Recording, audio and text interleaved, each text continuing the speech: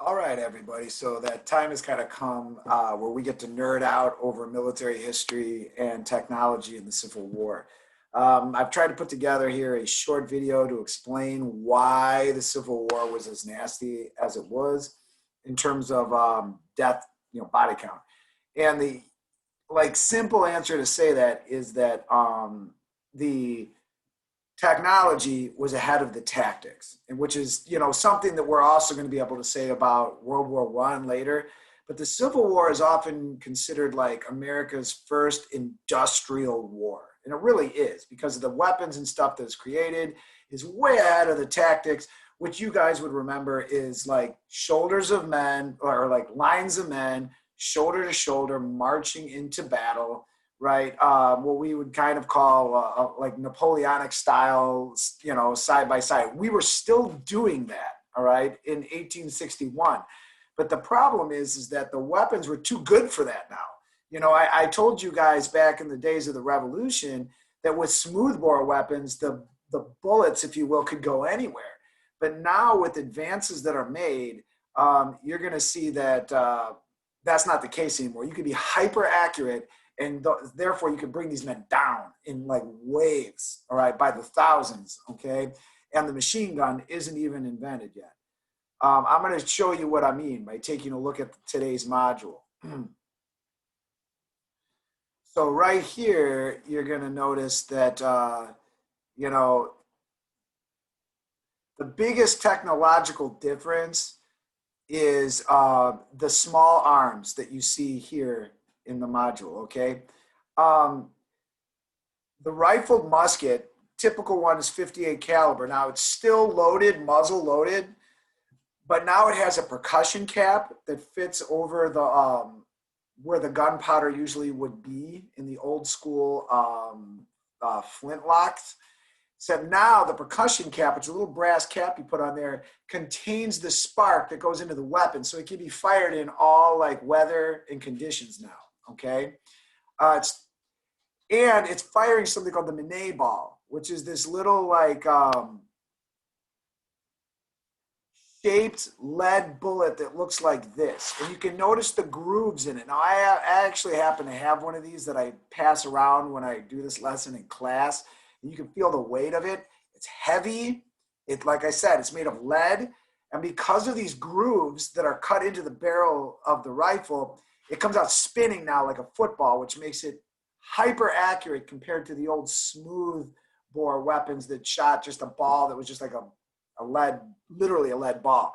This thing here now is streamlined, kind of like a football. It can kill you at much further distances and more accurately.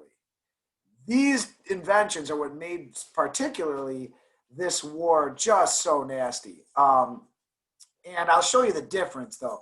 Even though these are traveling at a more accurate, in a more accurate way, it's still a low muzzle velocity. So let me give you an idea of what I mean, why the Civil War, like these wounds were so terrible, okay? So today's weapons, when they hit you, the bullets are more streamlined like this pen. And if this is your body, they're meant to like go in small, rattle around inside of you, and then the exit wound will come out big. So, they're going to go in like this, basically. You can see I've kind of made a puncture like this, okay, in your body. They're going to go in like that, and then it's going to rattle around, do damage to your internal organs or the rib cage or whatever, like, and maybe get lodged in there or come out, and it'll come out big because it'll like hit something, right, and it'll explode out, right? But that's the opposite in the Civil War. In the Civil War, this is a lower muzzle velocity, so you've got a blunter edged, like, or a blunter bullet itself that is hitting the body going in lower speed. So that means it's going to do more damage going in, all right? And it'll flatten, which means that any like bones that are involved in that are going to instantly get shattered, right? Whereas today's modern bullet might go in there and might go through a bone, or it might damage internal organs. The Civil War bullets are going to go in there big. They're going to flatten, and they're going to really shatter any bone in the vicinity. It'll hit you like this. So this is today's modern bullet is streamlined like this pen. Okay, can't really see the tip of it, but it's like more like that. In the Civil War, they were blunter, like the backside of this pen, right? So it would hit you and would go through like this, right? I'm kind of trying to hold this for you. Okay, it would like go through like that, and it would like hit your body and shatter everything. That's why if you took a bullet here, for example, it would shatter all your bone between here and up to here, like shatter it, like can't be saved. And that is why so many amputations took place during the Civil War, because you can't save a bone that's been sharded. You know, it's been like destroyed into shards that aren't even like, what are you gonna do? Gorilla glue it together? It's not gonna work. So that's why they had to use, you know, the bone saws and stuff to cut through. You got to amputate is all you got, all right? Because the arm or leg or whatever is going to be useless. If you're gut shot, forget about it. And so, yeah, and the battlefields in the Civil War, you're talking about these kind of operations with bone saws and stuff are being conducted in less than sanitary conditions. I mean, you're dragging bodies off to the, you know, to whatever nearby barn might be close to the battlefield, you know, where horses or cows have like, you know, done their business in the barn. And so it's the bacterial infections and stuff. Most of the people who are going to die of wounds on the battlefield are going to die because of the treatment they get after. Like you get shot on the field, they drag you off to a field hospital that is unsanitary. When they're amputating you, they're using a saw that's got the last guy's blood still on it. Okay, so the bacterial infection, the staph infection, all that stuff, people are going to die of their wounds in the Civil War, much more than they die of being instantly killed on the battlefield type of thing. Okay, and that is part of the reason why the American Red Cross was established. All right, and Clara Barton, you know, toured some of these fields. She actually was a nurse in the Civil War, and seeing the conditions, started a movement afterwards to clean up hospital conditions, how things are done, because so many guys are dying from these conditions. And contrary to popular belief, you know, you weren't always awake when they sawed your arm off. All right, that chloroform was a thing back then. They could give it to you and knock you out, at least enough to do this.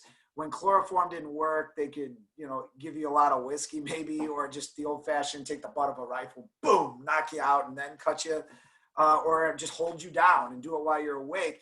That's why it was better, if you will, to get wounded. If you get wounded early in the battle before they run out of chloroform, especially in the South where they're in shorter supply. Okay.